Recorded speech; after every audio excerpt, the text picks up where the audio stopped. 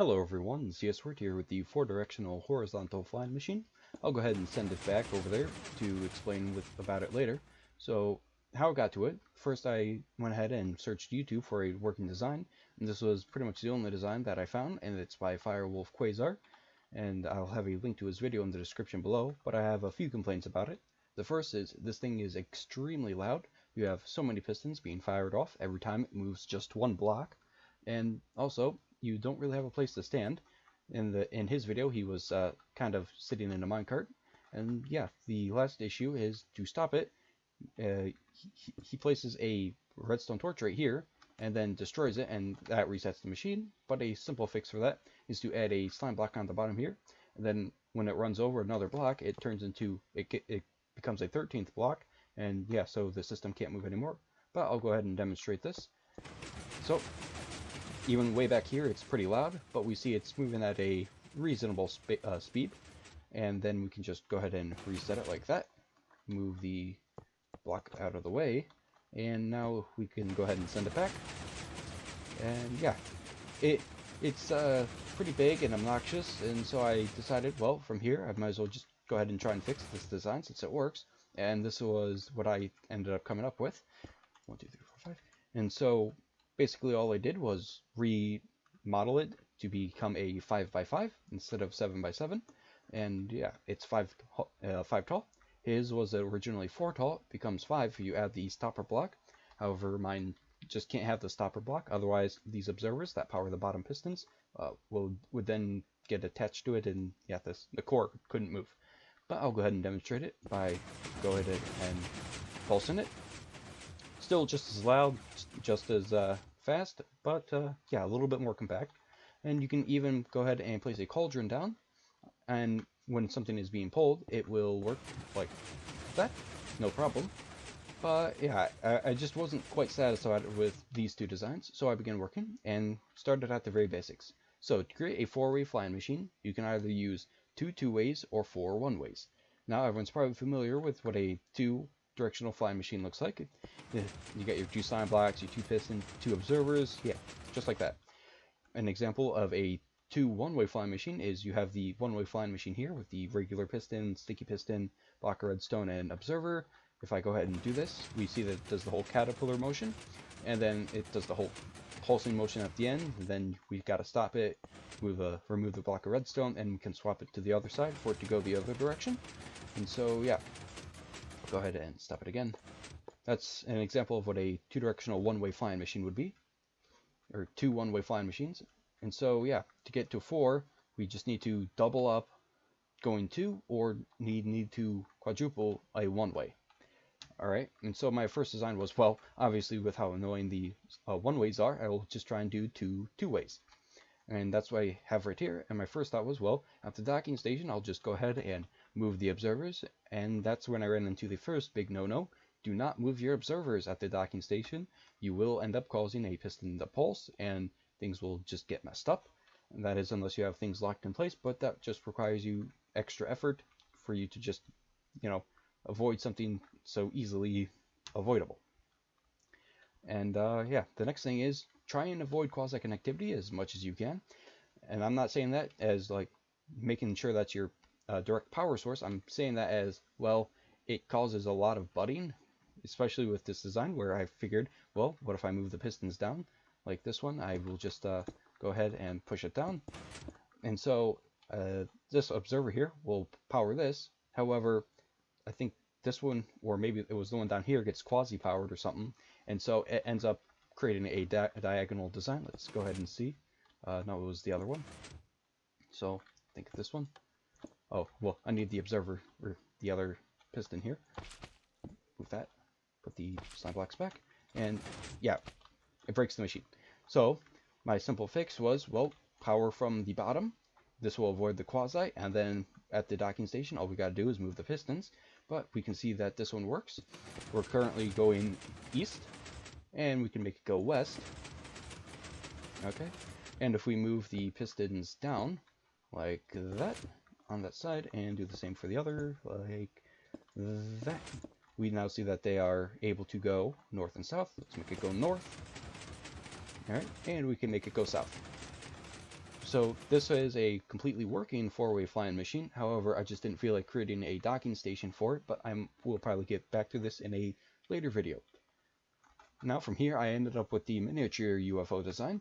And the way that this one works is you get off in the direction you want to go, turn around, place an observer on the right, block a redstone on the left, hop back in your cauldron, if I can get in there.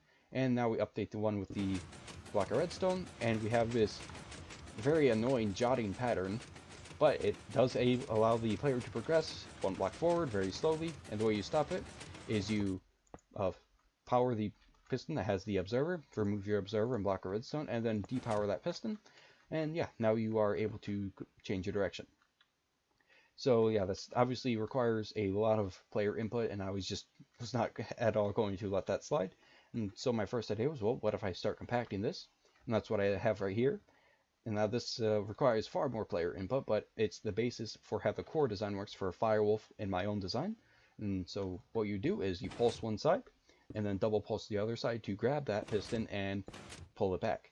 Okay, and you can do this for obviously all the directions, no problem. And you can just go in whatever order you want, doesn't matter. Alright, now from there I decided, well, what if I slightly change up the design to have an observer power like a single piston?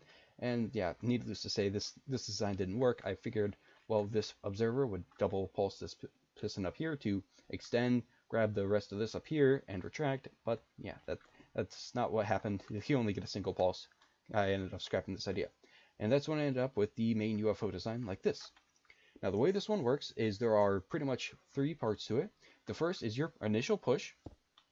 So this piston will go ahead and push these three pistons on the side from this slime block, and this observer then will activate the second step that will pull the rest of the core. You have these three blocks and these three blocks being pulled by these two side pistons, maybe the center one as well, and then the bottom piston here pulls this plus of slime blocks and these three sticky pistons and the one sticky piston in the back. Alright, and then if you had an observer on top, we would then pulse this back piston to pull the rest of the machine along, like so.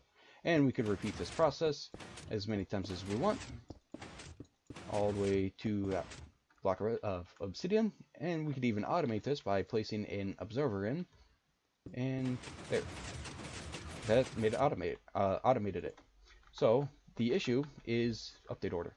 To go east and west, we actually have to change up the design a little, and for this particular one, you have to have a downward facing observer into a block, and now we can make it pull the rest of the machine, and then we go like that, because if you do not have this, we end up with a bit of an issue.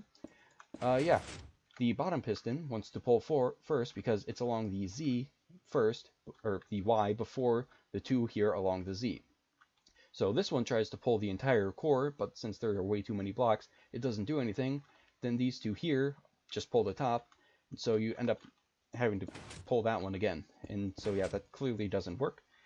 And what was working earlier, but apparently just decided to stop working for me, was having the same setup, trying to automate it. 2, 3, 4, 5. And yeah, it did work earlier. However, now it decides it doesn't want to work. So yeah, whatever.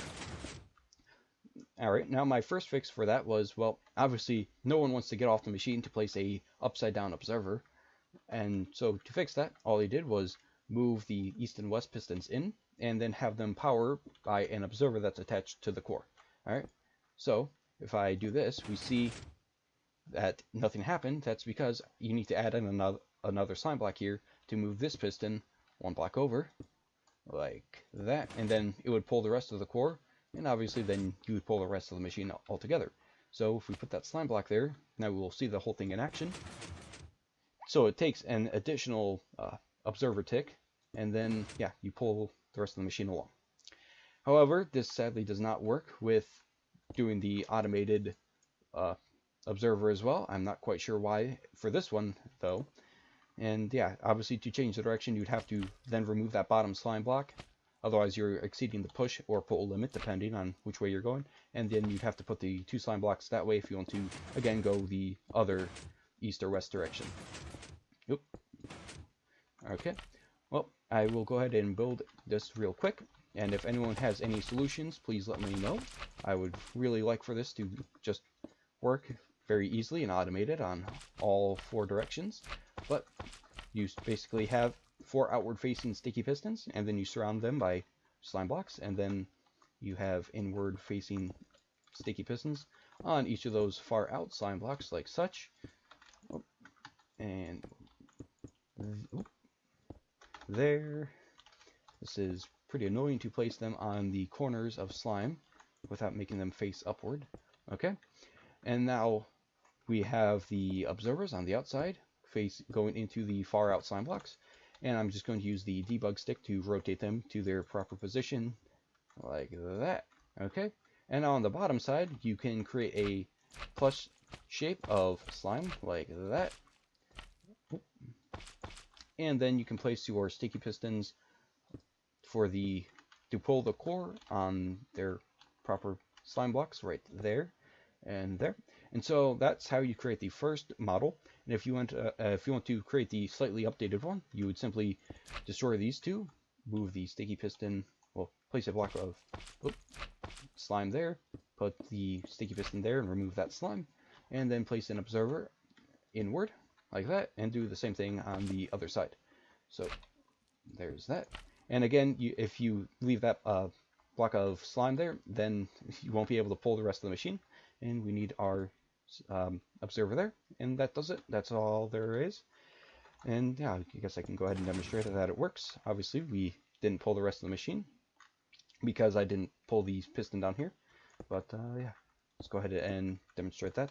Pull it just like before, and we can pull it. However, north and south still work just fine, so yeah, there's no need to fix that. But that's all I have for today. Thanks for watching. If you have any fix, please let me know. Goodbye.